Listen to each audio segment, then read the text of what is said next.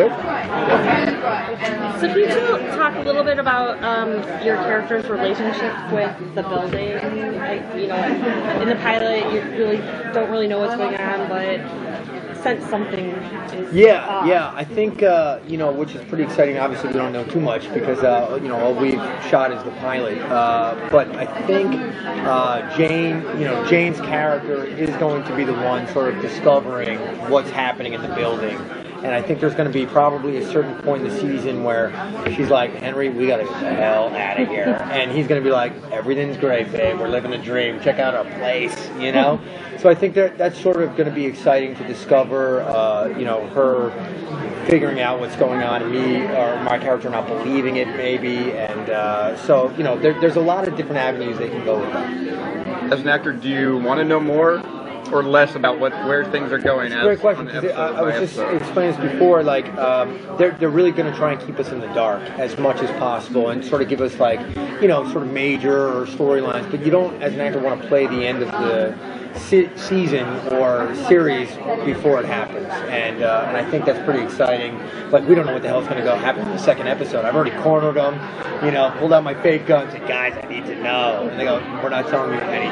So, do you have any theory on yeah, you know, it's funny. I was showing you know, the pilot to a bunch of friends, and I think that is one of the best things about this pilot is the sort of water cooler chatter that happens after. You know, everyone's got their theory of what it is, and you know, I've definitely heard that, you know, this place could be Hell's waiting room, or the Drake could be, you know, the hell itself, or, you know, is Gavin the devil, or does he work for him? I mean, there's really sort of a lot of questions that go on, and I personally don't know, but I'm really like genuinely excited to find out what it's about. You know, I was like, why can walls eat people?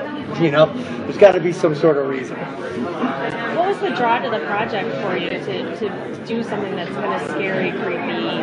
I think exactly that. It was it's sort of a new genre that I haven't seen on network television, and I think obviously there's a lot of cable shows that are touching on this, but you know, for ABC to be, you know, showing Sundays at 10 and have this sort of horror themed supernatural show is very exciting, and obviously coming off Brothers and Sisters, it's something very different, and you know, I actually got to smile in this a little bit, which was very exciting, instead of, you know, layers upon layers of drama, but I'm sure we'll get there. But yeah, I mean, it's really just material based. I read it and I was like, wow, this is pretty good and pretty different, and the title got me right there. I was like, oh, this is chatter material already. And I was like, and the guy from Lost is in it? Yes, please.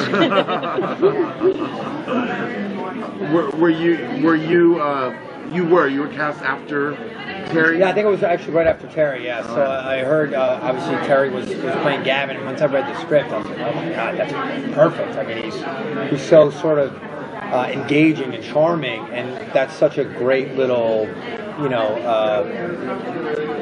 characteristic of that character, because you think he could be all mean and all, but you know, they're, you know, luring us in with seduction and being this charming couple, and obviously who wouldn't want to follow them to wherever they're going, you know? Did you have to read? No, I didn't. Look at you. Yeah.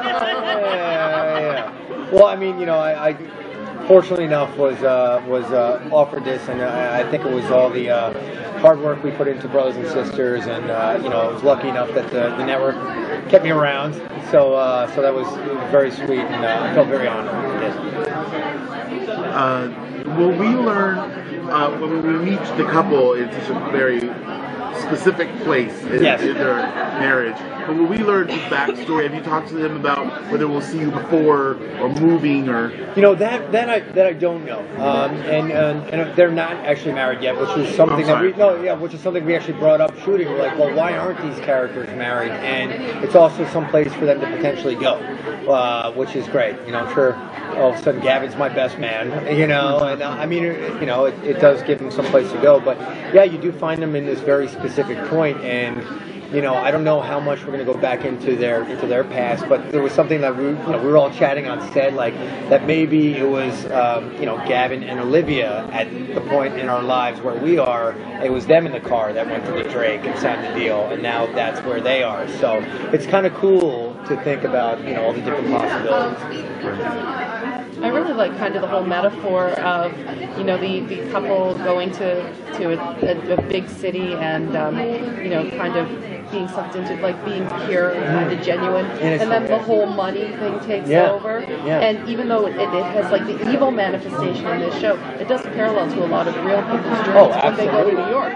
It's a really great New York story. Like, what were your thoughts on that angle of the story? Well, you know, being someone who's in that position myself, you know, I moved to New York. I'm from New York originally, and upstate, and moved to the city to be an actor. And you know, you're broke, and you're you know, trying to do it. And I think that was something that, you know, sort of I related to with Henry and Rachel as well. You know, being from Australia and coming to the States and trying to work. And so I think that was sort of fun to play, the innocence of them, and to think about where their journey is going to go, and is it her character that's going to go dark, or is it mine, or is it both, or, you know, who are they really after, you know?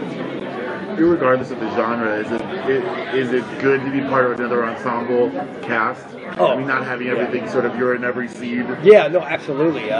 For the logistics of it, you obviously aren't, you know, Callista and Ally McBeal, you know, where she said she got very little sleep, and it's, you know, all day, every day, go home, learn your lines, the same thing, and, you know, we'll get a little bit of break from that, but also that the show really is about the building and about New York and about, you know, a lot of different characters, so it's great to be part of the ensemble. Thank you. Thank you, guys. Thank you very much. Thank you. Have a good day.